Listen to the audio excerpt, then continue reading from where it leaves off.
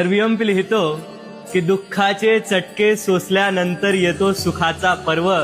स्वतःवर विश्वास असलेला माणूस साध्य करतो सर्व. आणि कुणी कितीही केली बदनामी जरी स्वतःच्या जीवावर विश्व निर्माण करणाऱ्याला नसतो कसलाच गर्व.